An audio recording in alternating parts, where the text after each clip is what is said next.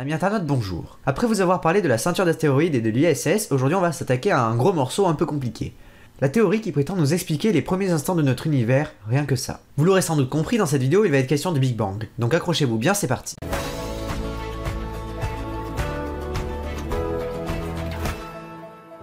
Vous n'êtes sans doute pas sans savoir que l'univers est en expansion. C'est-à-dire que la distance entre toutes les galaxies s'agrandit continuellement, et non pas parce qu'elles s'éloignent l'une de l'autre, mais parce que l'espace lui-même qui les sépare s'étire, un peu à la manière d'un ballon de baudruche que l'on gonflerait. Et cette expansion continue, elle sous-entend que l'univers devient de plus en plus vaste au fur et à mesure que le temps passe. Mais du coup, si l'on regardait les choses à l'envers et qu'on remontait le temps, on pourrait voir l'univers se contracter peu à peu, jusqu'à ce qu'il devienne de plus en plus petit. Si petit qu'à l'instant 0, l'univers dans son entièreté serait contenu dans un point d'espace sans dimension, qu'on appelle une singularité. Et c'est cette façon de penser, cette façon de voir les choses qui poussait les scientifiques à imaginer la théorie du Big Bang. Mais avant de rentrer pleinement dans le sujet, un petit résumé rapide de la matière me semble nécessaire à la bonne compréhension de ce qui va suivre. Parce que dans le fond, qu'est-ce que la matière et de quoi est-elle constituée?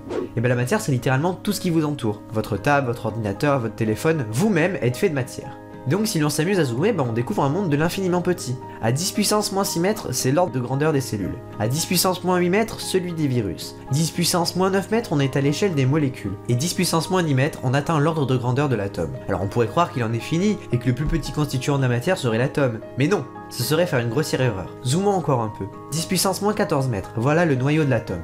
10 puissance moins 15 mètres, ça y est on voit les électrons mais aussi les constituants du noyau, les nucléons, c'est-à-dire les protons et les neutrons. Et vous savez quoi? Ce n'est toujours pas fini. Zoomons encore. 10 puissance moins 18 mètres, on est ici dans la dimension des quarks. Et ça y est, rassurez-vous, on est enfin arrivé au bout cette fois-ci.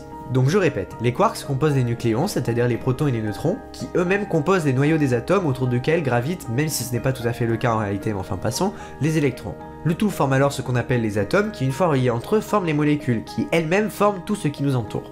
La matière c'est quand même un peu un jeu de poupée russe, je trouve. Mais enfin bon, une fois cette mise au point sur la matière faite, revenons-en au Big Bang. Nous sommes aujourd'hui en 2017, 65 millions d'années après la disparition des dinosaures, 4,5 milliards d'années après la création de la Terre, mais surtout 13,7 milliards d'années après le Big Bang. Plongeons-nous donc dans les premiers instants de notre univers.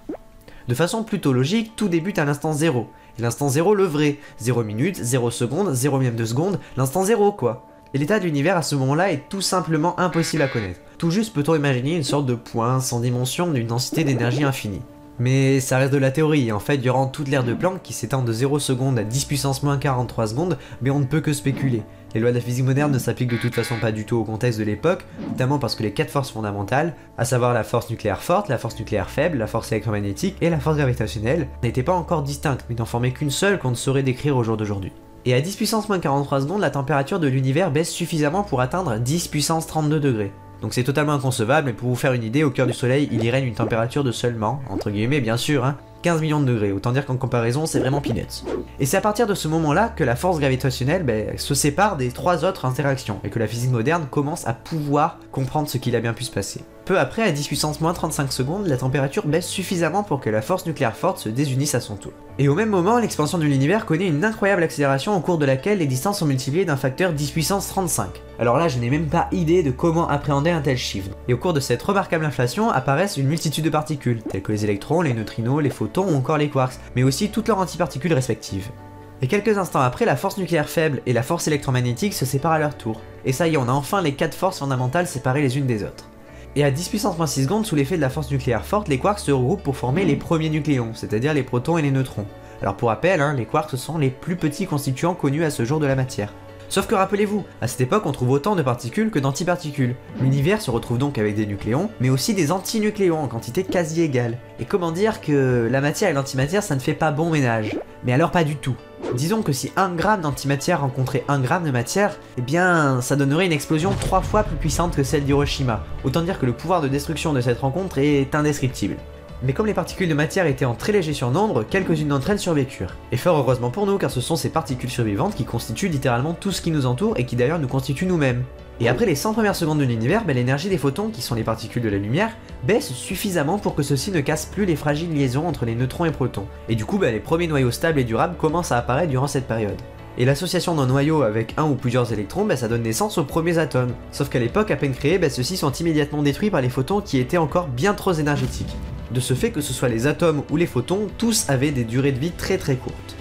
Mais vous avez peut-être l'impression que tout cela s'est passé sur une longue période, disons plusieurs millions d'années. Mais en fait il n'en est rien, cela n'a duré tout au plus que quelques centaines de secondes. Pourtant, la situation va rester bloquée ainsi pendant des milliers d'années, dans un espace toujours plus en expansion, avec toujours ces noyaux composés de protons et de neutrons, ces électrons désespérément seuls, et puis toutes les autres particules. Mais la situation se débloque enfin 380 000 ans après le Big Bang. En effet, c'est à ce moment-là que la température de l'univers passe sous la barre des 3000 degrés Celsius. Les photons ont alors pas mal perdu en énergie et n'interfèrent plus avec les nouveaux atomes. L'univers commence donc à se remplir d'atomes tout neufs et les photons peuvent enfin se déplacer librement, ce qui a pour effet de rendre l'univers transparent, comme il l'est aujourd'hui en fait. Et c'est alors le début du grand voyage pour la lumière de cette époque. Alors quel grand voyage me direz-vous? Eh bien ce grand voyage de 13,7 milliards d'années où cette première lueur vient finir sa course dans nos télescopes et qu'on appelle aujourd'hui le fond diffus cosmologique. Et ce qu'il y a de beau et magique je trouve avec tout ça, c'est qu'on ne pourra jamais rien voir au-delà de ces 380 000 années après le Big Bang, gardant ainsi au commencement une part de mystère qu'on n'arrivera peut-être jamais à expliquer parfaitement. Voilà, ce sera tout pour le Big Bang. J'espère que cette vidéo vous a plu malgré son côté un peu plus scientifique et difficile à appréhender que d'habitude. En tout cas, je vous souhaite à tous une joyeuse nouvelle année, n'hésitez pas à regarder ma précédente vidéo sur Noël, et n'oubliez pas de lâcher un pouce bleu si ça vous a plu et de vous abonner. A très vite.